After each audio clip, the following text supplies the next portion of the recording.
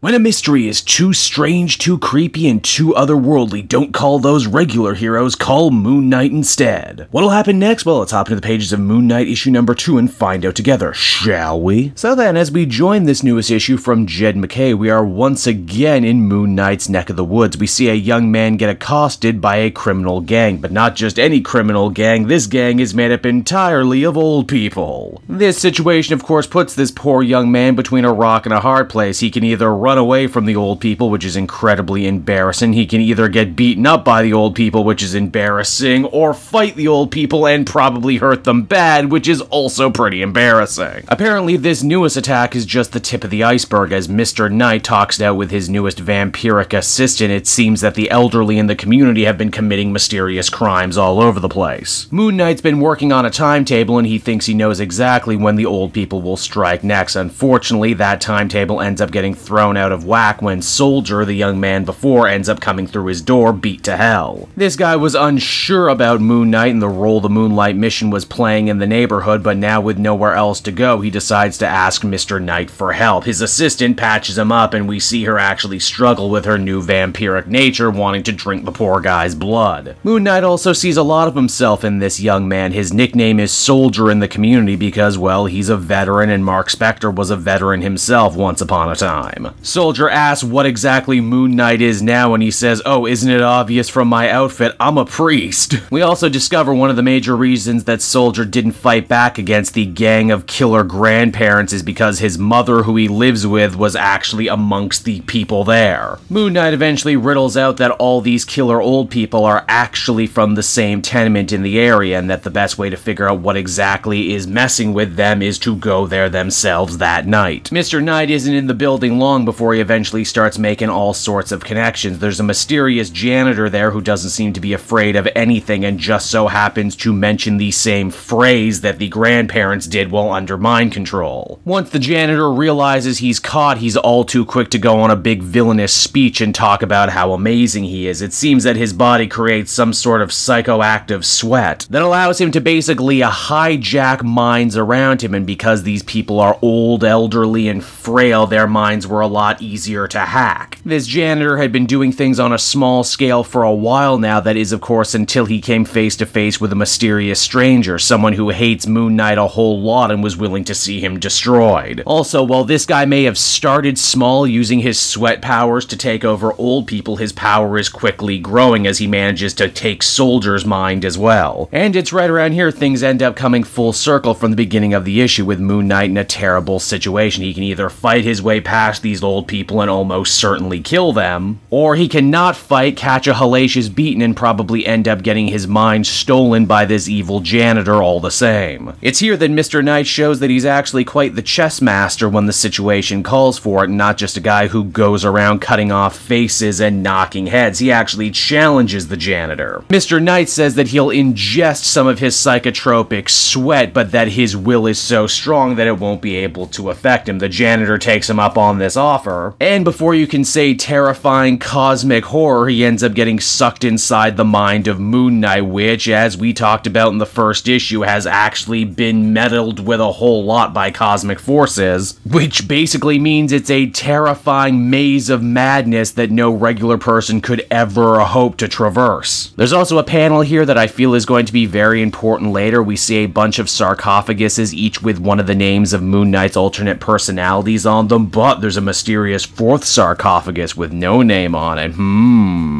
With the janitor defeated and the old people's minds freed, Moon Knight is able to return to the mission to celebrate a job well done with his assistant, who has also returned after having a vampire-related freakout. Moon Knight says despite everything that's going on, he likes this lady because she really gets him. After all, they both know what it's like to have their very beings manipulated by outside forces, to have them changed from the inside out, to be broken, yet to still try their hardest to succeed all the same. And so that was Moon Knight issue number 2, everybody. enjoy, and overall I thought it was another very solid one-and-done story from Jed MacKay in a day and age where one-and-done comic stories are becoming a rarity. I appreciate this newest run not being afraid to really lean into just how weird and out there a concept Moon Knight is. He's essentially a one-man paranormal A-team now. There's also this nice kind of theme beginning to form here about Moon Knight trying to help other people embrace their inner strangeness instead of running from it. I didn't think Moon Knight would be the sort of character to have such a nice self-acceptance message, but hey, here it is, everybody. Overall, I'd give this another very positive 8 out of 10.